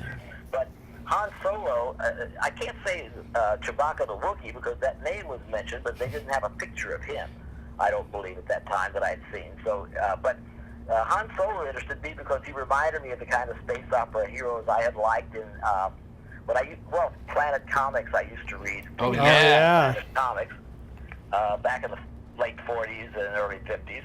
And then they even had their pulp magazine, Planet Stories, which was older.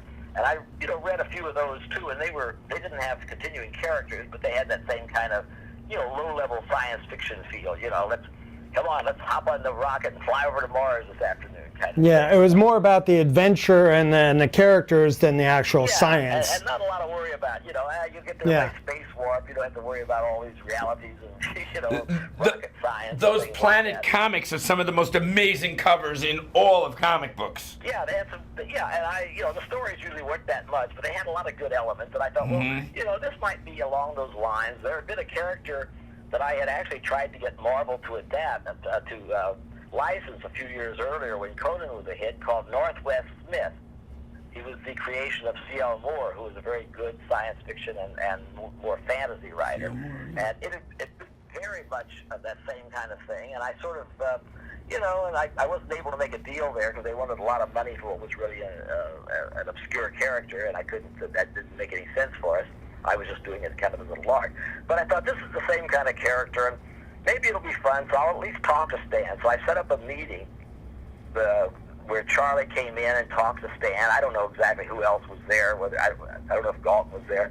I think the circulation director, you know, or whatever. But Stan was the main person because, you know, he had to say yes, you know, and before even Galton as president could say yes or no.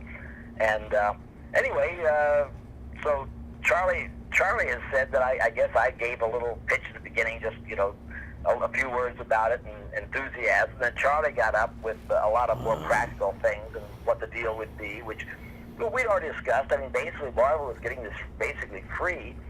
You know, if they reprinted it enough times, they'd eventually end up having to pay money. But just for this comic, but the basic thing was that they were looking for something that would be on sale not after the movie comes out or at the same time the movie comes out. They wanted something that was on sale before the movie came out because they wanted something that would, you know, they were using this as a promotional thing for the movie, not to make money per se. They used it because they wanted to stir up maybe the few 100,000 people that might read that comic book might go out and see the movie because who knew if people were going to go out and see a crazy science fiction movie, you know, a year, which was not even going to come out for another year.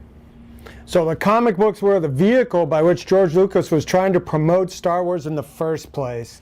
Yeah, I think it was probably as much or more Charlie's idea than George's, but George was enthusiastic about it because of liking comics, and I think, and they already had decided they would, both of them liked the idea of Howard Chaykin being the artist, and while, you know, he wasn't someone I would automatically have gone to, I might have gone to, say, Gil Kane or somebody, or maybe I could have gotten Sim or somebody, but, you know, I liked Howard's work. I'd worked with him on Solomon Kane stories and a few other things, and I knew he was a good choice. He had done that Cody Starbuck character and a couple of similar things like at DC. I don't know that one. And I knew, Cody Starbuck. George and Charlie were aware of Iron Wolf and Cody Starbuck.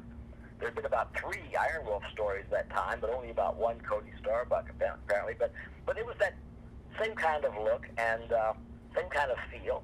Not science fiction, but, you know, just adventure science fiction rather than hard science fiction. So more easily digestible than a 2001 or the most well-respected literature in science fiction at the time, Dune, and Stan, right? Stan saw that, you know, so, and besides the price was right, the only problem is that I had decided that if I was going to be doing it, and we never discussed any other writer, you know, I wanted ample space to do it. And if this is going to be a 2-hour movie, I thought we were going to need 100 or so pages minimum. And here comes the 6 pages, we only had 17 or 18 sequence pages of comic book story. So I told Stan, you know, and 6 so with it, and I had told Charlie that we would. I wanted to do it in about half a dozen issues. I thought that was a nice number to do it in, and so it was kind of agreed, except that the circulation director really kept on my case during and after the meeting a couple of times about the issues. He kept trying to say, you know, we can't, you know, if you put out 6 of them, if the first 1 or 2 don't sell, we're going to be out there with half a dozen issues that we can't even cancel, you know, and everything. Wow. That's great. And so he was still complaining and grousing. I remember Ed Summer when he dropped by the office. The circulation director was just right before the movie came out, saying we were going to take a bath. That Marvel was going to take a bath on. That's the phrase Ed passed on to me. He took a bath full of money with that one. Bath in money is what they did, like Uncle Scrooge, you know. The circulation director was otherwise Ed Shukin was his name. Very bright guy and very good. He just made this one wrong call, which he later freely admitted to me was one of the worst calls he ever made in his life. And I said, well, you know, it was just luck, really, that that was the thing, you know, that they came to me with. But anyway, so I insisted. I told him, I said, look, you can get somebody else to write it. You know, of course, they didn't want to do that because they had this idea that, you know, George and Charlie especially wanted me to write it. I don't think they really cared. But they did like the idea of there being several issues. And I said, unless it's a 6-issue thing, I'm not going to do it. I'm not going to do some 1 or 2 issue, 30-page adaptation of this movie. I'm just not interested. It's more trouble than it's worth. And it won't do a good job, and I don't want to have a handle on it. And so we did it with the idea that at least a couple of issues or so had to come out. That was the contract. Had to come out before the movie debuted. Since the movie debuted at the end of May, we actually had, I guess, 3 issues out by the time, because I Wow. guess the first issue came out in March, the second in April, and the third at the beginning of May. So the third issue, so half the series was out on sale before the movie came out. Now, whether it helped bring anybody out, I can't imagine that it particularly did. Maybe it did. The funny thing that I thought of a couple of years ago is this, that George and Charlie, these people really wanted, not 20th Century Fox, they didn't care about it, but George and Charlie really wanted the comic done.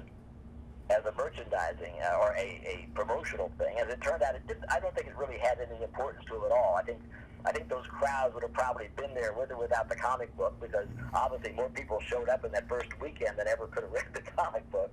But at the same time, what's funny is that Marvel, which had not been very interested in doing the movie as an adaptation, it turned out to be very important to them. As I said, it may have saved them from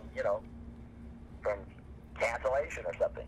Wow, And what a great it story. ended up going to 107 issues. What you would expect, that each side, the side that cared about it didn't get that much or didn't hurt them, and Marvel, that didn't care about it, had a tremendous gain from it. Wow. Not me personally, but Jim Galton said he got rich, and Marvel made a lot of money. I did okay. They even paid me a couple of bucks once when I complained that I wasn't getting anything out of it. You know, Roy, I was selling that comic book in 1977 when it was 30-cent cover price at the Phil Sulin comic book conventions. I was getting $1 for that. So it was a hot commodity right after it came out. Oh, cool. It was great. What the price was really, what, 30 cents? Yeah, 30 cents. Although there's a 35-cent edition that's worth like tens of thousands. I guess the way they made their real money is when they went back and started reprinting those first few issues. Yeah. And then they did the tabloid. The only thing I learned about it when they did the two tabloids, and they did a paperback even. You know, I remember. Oh, yeah. That was a paperback book that. The Treasury edition, right?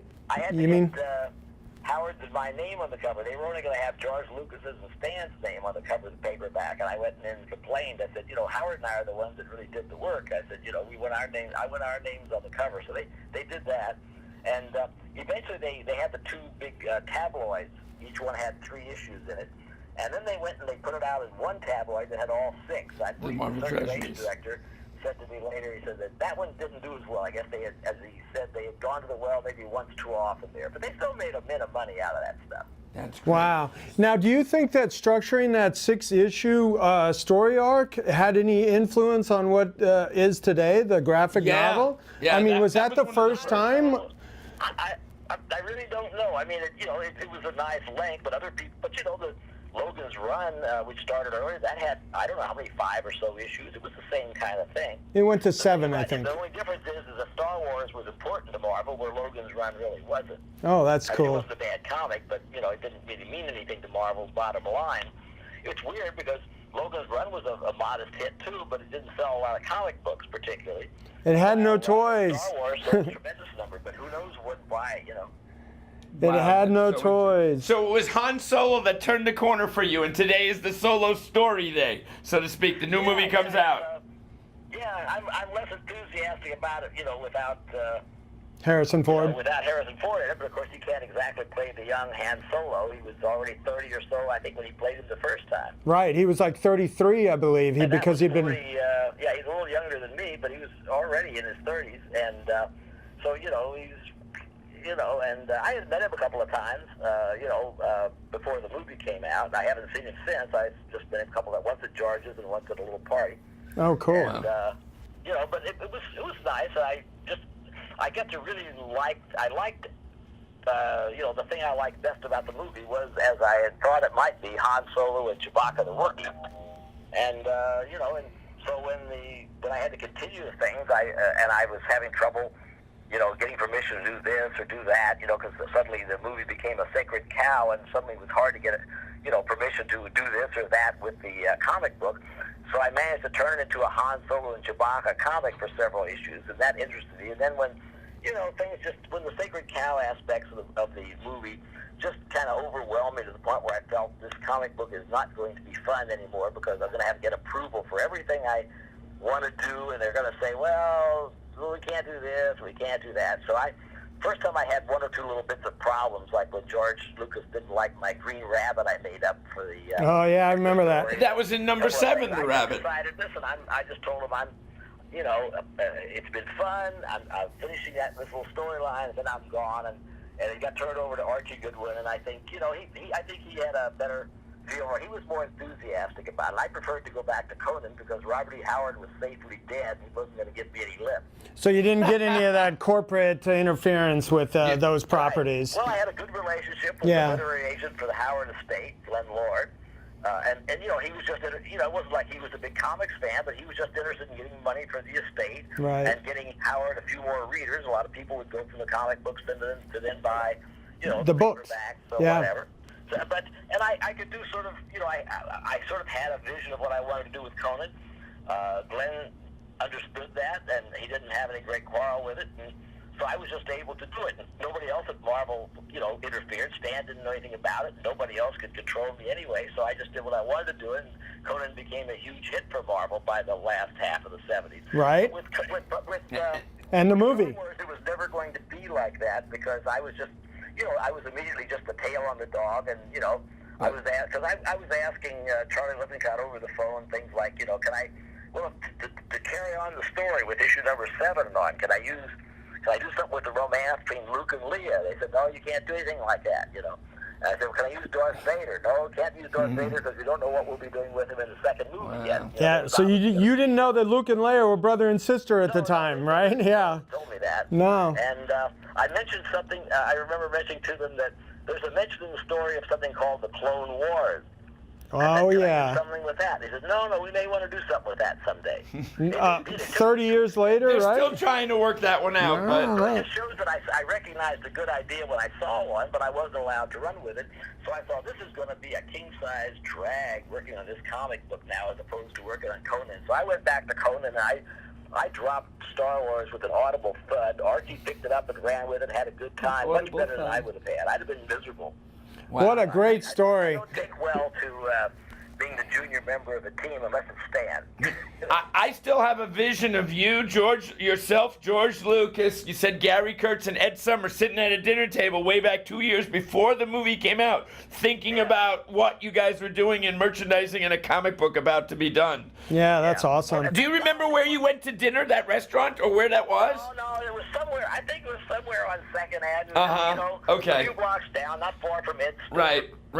Somewhere down there and But- so forth. And, you know, it was just some restaurant, you know, and everything. And I'm just sitting there, you know, with them and everything and enjoying myself. But at that time, of course, Charlie wasn't involved yet. So they really hadn't been thinking about doing a Star Wars comic book then. I don't think it was really on their minds at all. Right.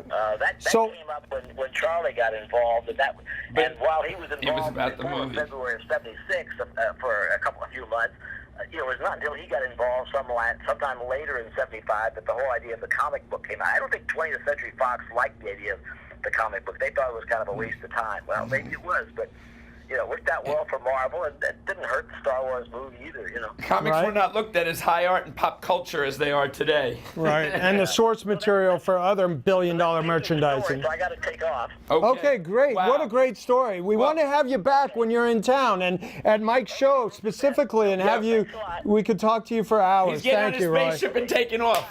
Bye-bye. Wow, how amazing is that?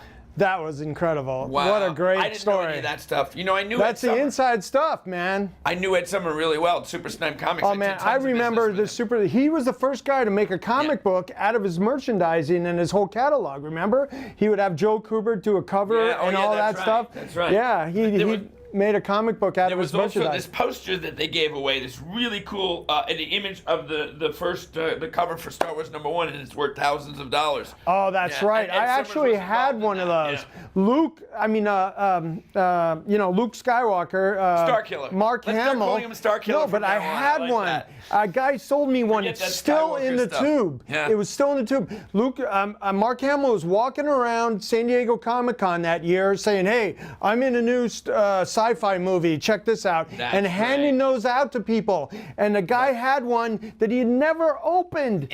And we never even talk about the influence of Buck Rogers and Flash Gordon. Yeah, you know, that's that's all- so all obvious that's in true. anything, in the original Well, sci-fi comic And strip guys. Dune. I mean, if you ever read Dune, no, Yeah, I that, love that Dune, was but like I think that's a little different than this. that was too that's thick. real science That fiction. was not digestible for the general popcorn eating market, and it still isn't today. Dune hasn't broken through, but there's a lot of influences that I think that George used from Dune in Star Wars.